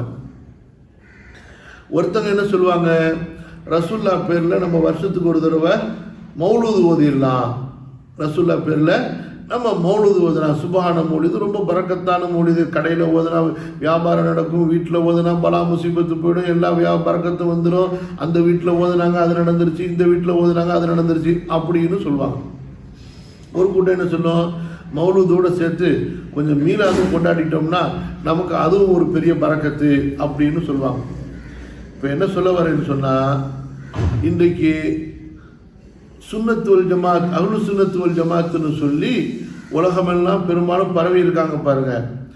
இவர்கள் இதை தான் நம்பிக்கொண்டு செய்து கொண்டிருக்கிறார்கள். எல்லாம் கவனிக்கிறீங்களா? நான் சொல்றது நான் பாட்டுக்கு பேசிட்டு இருக்கிற ஒரு ஒருத்தர் எஞ்சி போயிட்டீங்களான்னு தெரியலையே, பரவாயில்ல, நல்லா கவனமாக கேளுங்க, புரிஞ்சா சரி. பெரும்பாலும் ரசூலுல்லாஹி ஸல்லல்லாஹு அலைஹி வஸல்லம் அவர்களை கொண்டு பரக்கத்தை பெறுவதற்கு மக்கள் செய்யக்கூடிய வேலை இதுதான். என்ன வேலை? வருஷத்துக்கு ஒரு தடவை மௌலூது ஓதிடணும், மீலாது கொண்டாடிடணும். எப்போ அல்லாஹ்விடத்தில் துவா கேட்டாலும், யா அல்லாஹ் எங்களுக்கு ரசூலுல்லாஹ் பொருட்டால கொடுத்துரு, ரசூலுல்லாஹ் பரக்கத்தால கொடுத்துரு, ரசூலுல்லாஹ்வுடைய சதகாவால கொடுத்துரு அப்படின்னு ரசூலுல்லாஹ்க்கு பரக்கத்தே துவா கர்னா, ரசூலுல்லாஹ்வுடைய துஃபைல்ல துவா கேட்கறது. புரியுதா? நல்லா கவனிங்க. இன்னொரு கூட்டம் இருக்காங்க, நபி ஸல்லல்லாஹு அலைஹி வஸல்லம் அவர்களை கொண்டு பரக்கத்தை பெறுவதற்கு அல்லாஹ் என்ன ஒரு வழிமுறையை கற்றுக் கொடுத்தானோ அந்த வழிமுறையின்படி அந்த பரக்கத்தை பெறக்கூடியவர்கள். இவங்க தான் உண்மையான முஸ்லிம், இவங்க தான் உண்மையான அஹ்லு சுன்னா வல் ஜமாஅ. என்ன விஷயம்? இவர்கள் எதையெல்லாம் நபி ஸல்லல்லாஹு அலைஹி வஸல்லம் அவர்களின் பொருட்டால் அவர்களுடைய தயவால் பரக்கத்து கிடைக்கும், அவர்களை கொண்டு பரக்கத்து கிடைக்கும்னு சொல்றாங்களோ, இந்த மௌலூது இருக்கட்டும், இந்த மீலாது இருக்கட்டும், அதே போல அவங்களுடைய பொருட்டான துவா கேட்கறதும் இருக்கட்டும், இது எதுவுமே மார்க்கத்தில் அங்கீகரிக்கப்படாத செயல், மார்க்கத்தில் அங்கீகரிக்கப்படாத செயல். இந்த செயல்களில் ஷிர்க்கும் இருக்குது, இந்த செயல்களில் பெரும் பாவமும் இருக்குது, இந்த செயல்களில் இறை நிராகரிப்பு கூட சில நேரங்களில் நிகழ்வது உண்டு. அல்லாஹ் பாதுகாப்பானாக. அப்ப எதை பரக்கத்துக்குன்னு செய்யறாங்களோ அது உண்மையிலேயே பரக்கத்தே கிடையாது. நம்பர் 1, அல்லாஹ்விடத்துல துவா கேட்கும்போது அல்லாஹ்வுடைய பொருட்டால, அல்லாஹ்வுடைய அழகிய திருப்பெயர்களின் பொருட்டால துவா கேட்க வேண்டும் என்றுதான் குர்ஆன் சொல்லுகிறது, ஹதீஸ் சொல்கிறது. அதே போன்று நீங்கள் செய்த நல்ல அமல்களை அல்லாஹ்விடத்திலே சொல்லி துஆ கேளுங்கள் என்று நமக்கு குர்ஆன் வழிகாட்டுகிறது, ஹதீஸ் வழிகாட்டுகிறது. இதை தவிர எந்த ஒரு ரசூலுடைய நபியுடைய பொருட்டாலும் துஆ கேட்பதற்கு நமக்கு குர்ஆனும் அனுமதிக்கல, ஹதீஸும் அனுமதிக்கல. எந்த ஒரு சஹாபியும் இப்படி அவர்கள் செய்ததில்லை, எந்த ஒரு தாபியும் இப்படி செய்ததில்லை, எந்த ஒரு இமாமும் மதுஹபுடைய எந்த இமாம்களும் சரி நபியினுடைய பொருட்டால துஆ கேட்கலாம் என்று அனுமதிக்கவில்லை. குர்ஆன் அனுமதிக்கல, ஹதீஸ் அனுபவிக்கல, இந்த உம்மத்துடைய இஜ்மா அனுமதிக்கவே இல்லை. இது பின்னால் வந்தவர்கள் உருவாக்கி கொண்ட ஒரு பெரிய வழிகேடான ஒரு செயல், நபியுடைய பொருட்டால துஆ கேட்பது என்பது. அதே போல நபி மட்டுமல்ல, அவங்க நபியை மட்டுமா கேட்கிறாங்க, அதுக்கப்புறமா அவங்க யாரெல்லாம் அவுலியாக்கள் நம்புறாங்களோ அவங்க பொருட்டாளெல்லாம் துஆ கேட்பாங்க. அப்ப இது எதுவுமே குர்ஆன்லையும் சொல்லப்பட்டதில்லை, ஹதீஸ்லையும் சொல்லப்பட்டதில்ல. அடுத்த விஷயம் என்னன்னு சொன்னா, இப்படி துஆ கேட்கும் பொழுது இது அல்லாஹ்வின் மீது துணிவு கொள்வதாக ஆயிடும், அல்லாஹ்வின் மீது சத்தியம் செய்யறதா போயிடும், அல்லாஹ் அல்லாதவரை கொண்டு. அது ஒரு பெரிய பாவம். அடுத்தது இந்த மௌலுதுங்கிற அமல், ரசூலுல்லாவை புகழ்றோம்னு சொல்றாங்கல்ல, புகழ்ந்து நாங்கள் பரக்கத்தை தேடுறோம்னு சொல்லி, இந்த குறிப்பா இன்று இந்த அடுத்து வரப்போகுது முஹர்ரம் மாசமா, அடுத்து ரபியுல் அவ்வல் மாசம். ஏன்னா அதனால இப்போ நீங்க தெரிஞ்சுக்கிறது நல்லது. ரபியுல் அவ்வல் மாசத்துக்கு பேர் என்ன பேர் வச்சிருக்கிறாங்க? சுபஹான மௌலிது மாசம் பேர் வச்சிருக்கிறாங்க. ரபியுல் ஆஹிர் மாசத்துக்கு மொய்தீன் ஆண்டவர் மாசம், அப்புறம் ஜுமாதல் ஊலா அதுக்கு நாகூர் ஆண்டவர் மாசம் அப்படின்னு சொல்லி அரபி மாதங்களுடைய பெயர்களையே தங்களுடைய இப்படி மௌலூதுகளுடைய பெயர்களை கொண்டு மாதங்களாக மாற்றி வச்சிருக்கிறாங்க. சிங்கப்பூர்ல ஒரு பள்ளிவாசல் இருக்கு, அங்க எப்படின்னு சொன்னா முதல்ல 4 மௌலூது ஓதிக்கிட்டு இருந்தாங்க. ரசூல்லா மௌலிது, மொய்தீன் ஆண்டவர் மௌலிது, அப்புறம் மொய்தீன் ஆண்டவர் அவங்க சொல்றதை சொல்றேன், நமக்கு அப்படி ஒருத்தர் நம்பிக்கை வச்சா காஃபிரா போயிடுவோம், அல்லா பாதுகாக்கணும், புரியுதுங்களா? அப்புறம் நாகூர் ஆண்டவர் மௌலிது, அப்புறம் ஹசனைன் மௌலிதுன்னு சொல்லிட்டு ஒரு ஆலிம்சா வந்தாரு. நம்ம சிங்கப்பூருக்கு வந்திருக்கிறோம்ல, சிங்கப்பூர் எவ்வளவு டெவலப்பான கண்ட்ரி அப்படின்னு சொல்லிட்டு, ஏன்பா நீங்க 4 மாசத்துக்கு 4 மௌலிது ஓதுறீங்க, மொத்தம் 12 மாசம் இருக்கு, 12 அவுலியா நான் உங்களுக்கு கிரியேட் பண்ணி தரேன், 12 மாசமும் மௌலிது ஓதுவோன்னு சொல்லிட்டு அந்த பள்ளிவாசல 12 மாசமும் மௌலிது ஆக்கி விட்டு போயிட்டார். மக்களுக்கு என்னன்னு சொன்னா, ஏதோ சாப்பாடு கிடைக்குதா, இவருக்கு வருமானம் கிடைக்குதா, முடிஞ்சு போச்சு கதை. அதான் ஏதோ பேரில் சேர்ந்தோமா, ஒரு கூட்டா உட்காந்துக்கிட்டு எதையாவது வளரணுமா, அது பேரில் யாராவது சாப்பாடு கொடுக்குறாங்களா, நாஸ்தா கொடுக்குறாங்களா, தபுருக்கு கொடுக்குறாங்களா, அதை வாங்கிட்டு போனோமா வீட்டில், என்னமோ மிஸ்கின்னு பஞ்சத்தில் சோமாலியாவில் சூடானில் அடிபட்டு கிடக்கிற மாதிரி தான். இங்கே ஆலிம்சாக்களுக்கு ஏதாவது வருவாய் வந்துச்சா முடிஞ்சு போச்சு கதை. இதுதான் இவங்களுக்கு மார்க்கமாக போயிட்டு இருக்கு. இப்போ நான் என்ன கேட்குறேன், ரசூல் ஸல்லல்லாஹு அலைஹி வஸல்லம் அவர்கள் மீது முஹப்பத்தின் அடிப்படையில், அந்த அல்லாஹ்வுடைய பரக்கத்தை அடையணுங்கிற அடிப்படையில் எங்கேயாவது சஹாபாக்கள் மௌலூது கொண்டாடி இருக்காங்களா, மீராது கொண்டாடி இருக்கிறாங்களா? அப்படி ஒரு அமலே நபி ஸல்லல்லாஹு அலைஹி வஸல்லம் காலத்தில் அறியப்பட்டதே இல்லை, சொல்லவும் இல்லை, சஹாபாக்கள் செய்யவும் இல்லை. அதாவது மக்களுக்கு ரசூலுல்லாவை பற்றி சொல்லும் பொழுது அப்ப இடையில ரசூலுல்லாவுடைய அந்த உயர்வுகளை கவியா சொல்றது என்பது அது தாவா, தீனுடைய பிரச்சாரம், அது தனி. ஆனா அந்த கவிதைகளை உட்கார்ந்து கொண்டு கவிதையா பாடிக்கிட்டு பரக்கத்து தேடுறது என்பது முட்டாள்தனமான செயல். அதுக்கு இதுக்கு சம்பந்தமே கிடையாது. புர்தான்னு ஒரு புக் இருக்கும், நீங்க பார்த்துருப்பீங்க, சுபான மௌலிது ஒன்று, புர்தா ஷெரீஃப்னு. அதை பார்த்தீங்கன்னு வச்சுக்கோங்களேன், குர்ஆனுக்கு இல்லாத மரியாதை அதுக்கு, சூரா ஃபாத்திஹாவுக்கு இல்லாத மரியாதை அதுக்கு, ஆயத்துல் குர்சிக்கு இல்லாத மரியாதை புர்தா ஷெரீஃபுக்கு.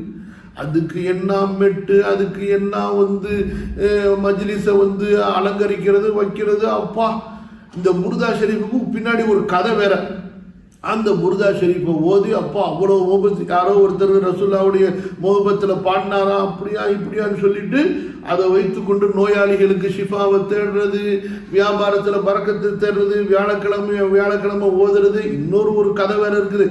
அதாவது 40 வெள்ளிக்கிழமை வெள்ளிக்கிழமை ராத்திரி புர்தா ஷெரீஃபை ரொம்ப பக்தியோட ஓதுற, ரசூலுல்லாவை கனவுல பார்க்கலான்னு சொல்லிட்டு. அதாவது இந்த தர்கா வணங்கிகள், இந்த கபரு வணங்கிகள், அதே போல இந்த பிதஅத் அனாச்சார விரும்பிகள், இவங்க எப்படி இஸ்லாம் ஆக்கிட்டாங்கன்னு சொன்னா, இணை வைப்பவர்களுடைய மூட நம்பிக்கைகளை விட, இணை வைப்பவர்களிடத்தில் இருக்கக்கூடிய, சிலை வணங்கிகளிடத்தில் இருக்கக்கூடிய மூட நம்பிக்கைகளை விட மோசமான கெட்ட மூடத்தனமான நம்பிக்கைகளை ஒரு புனிதம் அன்பு என்ற பெயரில் முஸ்லிம்களுக்கு மத்தியிலே புகுத்தி இருக்கிறார்கள். அல்லாஹ் பாதுகாக்கணும். சரியா? இப்போ இதெல்லாம் நீங்க புரிஞ்சுக்கங்க. இப்போ வாங்க விஷயத்துக்கு. என்ன விஷயம்? நபி ஸல்லல்லாஹு அலைஹி வஸல்லம் அவங்கள ஹலீமா எடுத்துட்டு போய் பரக்கத்தை பெற்றாங்க. அன்சாரிகள் நபி ஸல்லல்லாஹு அலைஹி வஸல்லம் அவர்களை தங்களுடைய குடும்பத்துக்கு, தங்களுடைய வீட்டுக்கு, தங்களுடைய ஊருக்கு அழைத்து கொண்டு வந்து அவங்க பரக்கத்தை பெற்றாங்க. அல்ஹம்துலில்லாஹ். இப்ப நம்ம எப்படியும் அல்லாஹ்விடத்திலிருந்து அந்த ரசூலுல்லாஹ்வுடைய பரக்கத்தை வாங்க முடியும்? ரசூலுல்லாஹ் பரக்கத்தை கொடுக்க மாட்டாங்க, அப்படி நம்ம நம்பவே கூடாது. அவங்க அப்படி நம்புவாங்க. நம்ம நம்பணும் எப்படின்னு சொன்னா அல்லாஹ் தான் பரக்கத்தை கொடுக்குறான். ஆனா ரசூலுல்லாஹ்வை வச்சு அல்லாஹ்வுடைய பரக்கத்தை நம்ம எடுக்கணும். அல்லாஹ்விடத்துல அந்த பரக்கத்தை வாங்கணும். என்ன அதுக்கு என்ன வழி இருக்கு? சுப்ஹானல்லாஹ். நபி ஸல்லல்லாஹு அலைஹி வஸல்லம் கொண்டு வந்த மார்க்கத்தை நாம் அணைத்து கொண்டால், நபி ஸல்லல்லாஹு அலைஹி வஸல்லம் கற்றுக் கொடுத்த அந்த சுன்னத்தை நாம் நமது இல்லங்களுக்கு எடுத்து சென்றால் அதான் பரக்கத். இன்றைக்கும் அல்லாஹுவின் மூலமாக நபி ஸல்லல்லாஹு அலைஹி வஸல்லம் உடைய அந்த பரக்கத்தை, எந்த பரக்கத்தை அல்லாஹ் தஆலா நபியின் மீது பொழிந்திருந்தானோ அந்த பரக்கத்து நமக்கு கிடைக்கப்படும். எப்போது என்றால், நபியினுடைய சுன்னத்து நம்முடைய குடும்பத்தில் வறுமையானால், நீங்க வீட்டில் எந்த ஒரு செயலை செய்தாலும் சரி, தூங்கினாலும் சரி, படுத்தாலும் சரி, சாப்பிட்டாலும் சரி, நீங்க கூடுனாலும் சரி, கலைந்தாலும் சரி, எல்லாத்தையுமே ரசூலுல்லாஹி ஸல்லல்லாஹு அலைஹி வஸல்லம் எப்படி நமக்கு வழிகாட்டி இருக்கிறாங்க என்று அந்த சுன்னத்தை அறிந்து கொண்டு நீங்க செய்யுங்க. அல்ஹம்துலில்லாஹ். உங்க வீட்டில் அல்லாஹ் தஆலா கண்டிப்பா அவருடைய மகத்தான பரக்கத்தை செய்து விடுவான். இதுதாங்க இன்றைக்கும் நபி ஸல்லல்லாஹு அலைஹி வஸல்லம் அவர்கள் மீது அல்லாஹ் பொழிந்த அந்த பரக்கத்தை நாம் பெறுவதற்கு அல்லாஹ்விடமிருந்து நமக்குள்ள வழி என்ன? நபி ஸல்லல்லாஹு அலைஹி வஸல்லம் உடைய சுன்னத்தை பின்பற்றுவது. அப்ப தாபிஈன்கள், இமாம்கள், நல்லோர்கள் யாரெல்லாம் அல்லாஹ்விடத்தில் இந்த பரக்கத்தை பெற்றார்களோ இந்த தீனின் மூலமாகத்தான் பெற்றிருக்கிறார்கள். நபி ஸல்லல்லாஹு அலைஹி வஸல்லம் உடைய சுன்னாவின் மூலமாகத்தான் பெற்றிருக்கிறார்கள். இப்ப பாருங்க, சில இமாம்களுடைய பெயர்களை உங்களுக்கு சொல்றேன் பாருங்க. இமாம் புகாரி, முஹம்மது பின் இஸ்மாயில், அதே போல திருமதி, அதே போல இமாம் ஷாஃபி, இமாம் அபு ஹனீஃபா, இந்த இமாம்களுக்கெல்லாம் அல்லாஹ் தஆலா எவ்வளவு பெரிய பரக்கத் செஞ்சான் பாருங்க. இந்த இமாம்கள் என்ன நமக்கு சொந்தக்காரங்களா? இந்த இமாம்கள் யாரு? நமக்கு ஏதாவது தர்மம் பண்ணியிருக்காங்களா? இந்த இமாம்கள் யாரு? இந்த இமாம்கள் யாருன்னு சொன்னா நபி ஸல்லல்லாஹு அலைஹி வஸல்லம் உடைய சுன்னத்தை மனப்பாடம் செய்து பாதுகாத்தவர்கள். அவங்களுக்கு மேல அல்லாஹ் தஆலா எந்த அளவு பரக்கத் செஞ்சான் பாருங்க. அவர்கள் இறந்து போய் 1300, 1200, 1100, 1000, 900, 800 இத்தனை 100 ஆண்டுகள் ஆனதுக்கு பிறகு கூட அந்த இமாம்களுடைய பெயர்கள், அவர்களுடைய வாழ்க்கை வரலாறுகள் முஸ்லிம்களுக்கு மத்தியிலே இன்றும் உயிரோடு, அன்போடு, ஒரு நம்பிக்கையோடு, ஒரு மதிப்போடு நினைவு கூறப்படுகிறது என்றால் இதுதான் பரக்கத். இதுதான் பரக்கத். சுப்ஹானல்லாஹ். அவர்களுடைய மௌத்துக்கு பிறகு அந்த பரக்கத் எப்படி நீண்டது பாருங்க. அதே போல நபி ஸல்லல்லாஹு அலைஹி வஸல்லம் காலத்துக்கு பிறகு வந்த மன்னர்கள் இருக்காங்களே, அவங்களுடைய சபைகளை நீங்க பார்த்தீர்கள் என்றால் அறிஞர்களுக்கு தான் மிக முக்கியமான ஒரு இடம் இருக்கும். அப்ப இதெல்லாம் என்ன? இதான் பரக்கத். அவங்க நபி ஸல்லல்லாஹு அலைஹி வஸல்லம் உடைய ஹதீஸை மனப்பாடம் செஞ்சாங்க, பாதுகாத்தாங்க, அதை மக்களுக்கு எடுத்து சொன்னாங்க. அல்லாஹ் தஆலா அவர்கள் மீது அந்த பரக்கத்தை நிகழ்த்தினான். மக்களுடைய உள்ளங்களிலே அவர்கள் மீது அன்பை போட்டான். அல்லாஹ் தஆலா அவர்களுடைய ஹாஜத்துகளை அவர்கள் அறியாத புறத்திலிருந்து அவர்களுக்கு நிறைவேற்றி கொடுத்தான். மன்னர்களும் மந்திரிகளும் மிகப்பெரிய செல்வந்தர்களும் உலகத்தில் உள்ள பெரிய பெரிய மக்களும் அவர்களை தேடி வந்தார்கள். கல்வி கற்றுக்கொள்வதற்காக அவர்களை மதித்தார்கள், கண்ணியப்படுத்தினார்கள். ஒரு தடவை அப்துல்லா இப்னு முபாரக் ரஹ்மத்துல்லாஹி அலைஹி தெரு ஓரத்தில் அவங்க போயிட்டு இருக்கும் பொழுது அவங்க தும்மிட்டாங்க. அவங்கள சுற்றி அப்ப 5000க்கு மேற்பட்ட மாணவர்கள். இவங்க தும்மிட்ட அல்ஹம்துலில்லாஹ்னு சொல்ல அந்த மாணவர்கள் ஒருத்தருக்கு பிறகு ஒருத்தர்னு சொல்லி எல்லாரும் சேர்ந்து இர்ஹமுக்கல்லாஹ்னு பதில் சொன்னாங்க பாருங்க. அந்த பக்தாதுடைய நகரமே ஆடி போயிடுச்சு. மன்னர் ஹாரூன் ரஷீது தன்னுடைய கோட்டையிலிருந்து பால்கனிக்கு ஓடி வந்துட்டாரு. ஏதாவது பகதாது மேலே யாராவது அட்டாக் பண்ணிட்டாங்களான்னு அங்கே பார்த்தா ஒரு ஃபக்கீருடைய கோலத்தில் ஒருத்தர் சாதாரணமாக போயிட்டு இருக்கிறார். அவரை சுற்றி பல ஆயிரக்கணக்கான பேர் கூடி போயிட்டு இருக்கிறாங்க. யாரா இது, புது மன்னர் யாராவது நமக்கு தெரியாமல் பகதாதில் உருவாகிட்டாரா யாரு அப்படின்னு பயந்து போய் இவர் தன்னுடைய மனைவியை கூப்பிட்டு, யார் இது உனக்கு தெரியுதா அப்படின்னு கூப்பிட்டு விசாரித்தா, என்ன ஹாரூன் உங்களுக்கு தெரியாதா, இவர் தான் அப்துல்லா இப்னு முபாரக் ஹதீஸ் கலையினுடைய இமாம், இவங்கெல்லாம் அவங்களுடைய மாணவர்னு சொல்றாங்க. நம்ம மன்னர் ஹாரூன் ரஷீத் சொல்றாரு, சுப்ஹானல்லாஹ், இதுதான் உண்மையான கண்ணியம், இதுதான் உண்மையான கண்ணியம் சொல்லிட்டு. அதே போல மன்னர் சுலைமான், உமவியா மன்னர்கள் பெரிய ஆளு, அவர் ஹஜ்ஜுக்கு வந்திருக்கிறார். ஹஜ்ஜுக்கு அவ்வளவு பெரிய படைபலத்தோட ஹஜ்ஜுக்கு வந்திருக்கிறார். அவர் ஹஜருல் அஸ்வதை முத்தப்படம் போகும் பொழுது கஷ்டப்பட்டு முட்டி முடிச்சுக்கிட்டு போய் முத்தம் போட வேண்டியிருக்குது. அதே நேரத்தில் இமாம் மக்ஹூல் ஹதீஸ் கலையினுடைய மிகப்பெரிய இமாம், ஃபிக்ஹுடைய பெரிய இமாம், அவர் மக்கால இருக்கிறாரு. அவரு தவாஃப் செய்ய வர்றாரு. அவர் காபாவை சுற்றிட்டு தவாஃப் செஞ்சுக்கிட்டு அந்த ஹஜருல் அஸ்வத் வரும்போது முத்தம் போட வர்றாரு. எல்லாரும் தானா விளைவிக்கிறாங்க. அவர் அழகா முத்தம் போட்டு திரும்புறாரு. மன்னருக்கு டென்ஷன் ஆச்சு. இது என்னடா பக்கீர்சா, இவர் வந்தா எல்லாரும் ஓடி போயிடுறாங்க, நான் எவ்வளவு பெரிய மன்னர் அப்படின்னு சொல்லிட்டு கூப்பிட்டு, இவர் யாருன்னு கேட்டா தெரியாத அவங்களுக்கு இவர் தான் மக்காவுடைய முஃப்திங்கிறாங்க. அப்ப இதுதான் பரக்கத்து. நம்ம புரியணும், நம்ம விளங்கணும், மண்டையில விளங்கணும். மண்டையில விளங்க மாட்டேங்குது. மண்டையில விளங்க வைக்கிறதுக்கு ஒரு தனி ட்ரீட்மெண்ட் இருக்கு. அதை நான் அப்புறமா சொல்றேன் உங்களுக்கு. புரியுதுங்களா இல்லையா? அப்ப இந்த விஷயத்துல நம்ம ரொம்ப தெளிவா இருக்கணும். பரக்கத் என்பது ரசூல்லாவை கொண்டு பெறுவதற்கு நம்ம ரசூல்லா பேர்ல துவா கேட்கிறதோ, மௌலூது கொண்டாடுறதோ, மீலாது கொண்டாடுறதோ கூடாது. அது பிதஅத்து, அதுல ஷிர்கு, குஃப்ரு நிறைய விஷயங்கள் இருக்கு.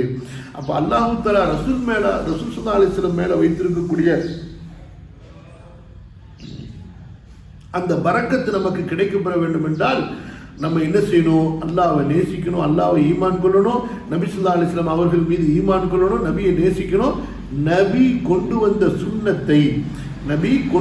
சுன்னத்தை அவங்க கொண்டு வந்த தீனை பின்பற்ற வேண்டும். அந்த தீனை நாம் கற்க வேண்டும். அந்த தீனுக்காக வேண்டி நம்ம ஏதாவது சாக்ரிஃபைஸ் செய்ய வேண்டும். அதை கொண்டு அல்லாஹ் தஆலா நமக்கு பரக்கத் செய்வான். அடுத்த விஷயம், இப்ப இந்த நெஞ்சு திறக்கப்பட்டது, பிளக்கப்பட்டதை பத்தி நம்ம பார்த்தோம்.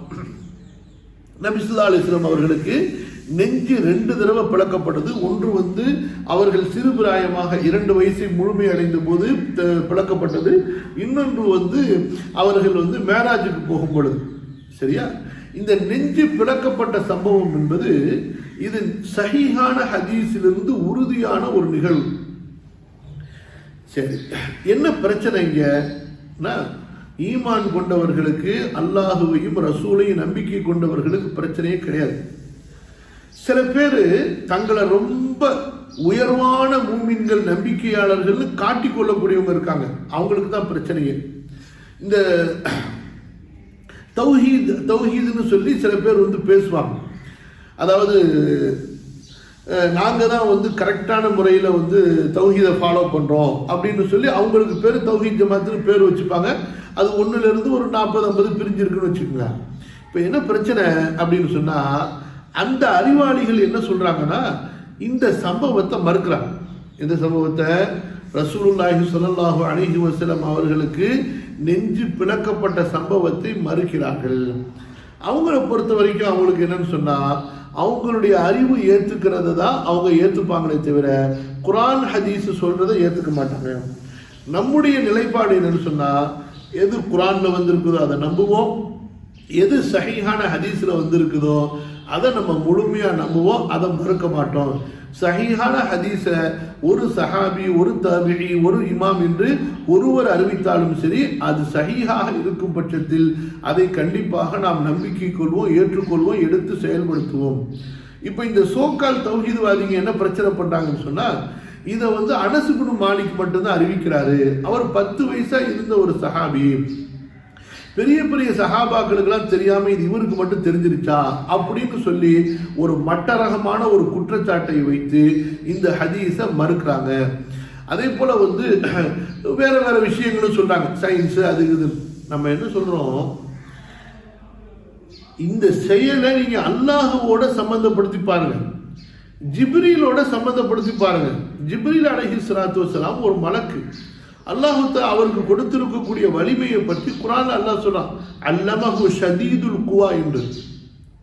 இப்படிப்பட்ட ஒரு நபிக்கு ஒரு மலக்குக்கு அல்லாஹ் கட்டளையிட, அல்லாஹ்வுடைய அனுமதியின்படி, அல்லாஹ்வுடைய திட்டத்தின்படி, யாருடைய திட்டம் குன் ஃபயகுன் என்ற வார்த்தையில் அடங்கி இருக்கிறதோ அவருடைய திட்டத்தின்படி அது அங்க நடைபெறுகிறது. ஒரு மனிதனுடைய இன்றைய அறிவியலின்படியே ஒரு மனிதனால் ஒரு மனிதனுடைய நெஞ்சை பிளக்க முடியும், இருதயத்தை எடுக்க முடியும் என்று இருக்கும் பொழுது, படைத்த இறைவனால் இந்த செயலை தன்னுடைய நேரடியாகவோ தன்னுடைய மலக்கின் மூலமாகவோ நிகழ்த்த முடியாது என்று எந்த ஒரு நேரான அறிவு கூறும்? கண்டிப்பாக கூறாது. நம்பிக்கை கொண்ட மூமின்களுடைய நேரான அறிவு கண்டிப்பாக இதை ஏற்றுக்கொள்ளும். ஆகவே தங்களை ரொம்ப மார்க்கத்தை கரெக்டாக பின்பற்றணும். இதில் என்ன பிரச்சனை அப்படின்னு சொன்னால், அந்த காலத்தில் நெஞ்சு பழக்கப்பட்டுச்சு, வானவர் வந்தார், இதெல்லாம் நம்ம மற்றவங்களுக்கு காஃபிர்களுக்கு முன்னாடி சொல்லும் பொழுது சொன்னால் அவங்கெல்லாம் இதெல்லாம் ஏற்றுப்பாங்களா, இப்படின்றது இந்த இஸ்லாத்துலேயும் மூட நம்பிக்கை இருக்குதா அப்படிலாம் பேசுவாங்களான்னு சொல்லிட்டு இந்த முட்டாள்களுக்கு சந்தேகம், இந்த முட்டாள்களுக்கு ஈமான்ல சந்தேகம் இருக்கிறதுனால தான் அவங்களுக்கு இந்த குழப்பம். அதாவது நமக்கு என்ன வேலைங்க? காஃபிர்களை திருப்திப்படுத்துறதா நமக்கு வேலை? நமக்கு வேலை அல்லாஹ்வை திருப்திப்படுத்துறது. அல்லாஹ்வை திருப்திப்படுத்துறதுக்கு நம்ம என்ன செய்யணும்? அல்லாஹ்வும் அல்லாஹ்வுடைய ரசூலும் சொன்னதை நம்ம எடுத்து சொல்ல வேண்டியதுதான். அல்லாஹ்வுடைய ரசூல் சொல்றாங்க, அது அனஸ் மட்டும் அறிவிச்சா என்ன, அபூ ஹுரைரா மட்டும் அறிவிச்சா என்ன, சயீத் இப்னு குத்ரி, அபூ சயீத் அல் குத்ரி மட்டும் அறிவிச்சா என்ன, யார் அறிவிச்சா என்ன, அவரும் உண்மையாளரா? முடிஞ்சு போச்சு. அப்ப அனசுடைய இந்த ஹதீஸை நீங்க சந்தேகம் கொண்டீர்கள் என்றால், அனஸ் ரலியல்லாஹு அன்ஹு அறிவிக்கக்கூடிய நூற்றுக்கணக்கான ஹதீஸுகள் தொழுகை சம்பந்தமாக, நோன்பு சம்பந்தமாக, ஜகாத்து சம்பந்தமாக இருக்குது, அதை என்ன செய்வீங்க? அப்ப இந்த மாதிரியான வீணான சந்தேகங்களை கிளப்புவது என்பது மிகப்பெரிய ஒரு கேவலமான ஒரு செயல், இழிவான ஒரு செயல், மார்க்கத்திற்கு முரணான ஒரு நிலைப்பாடு. அல்லாஹ் பாதுகாப்பானாக. அல்ஹம்துலில்லாஹ். இன்ஷா அல்லாஹ் இதுவரை நம்முடைய இன்றைய அமர்வை நிறைவு செய்வோம்.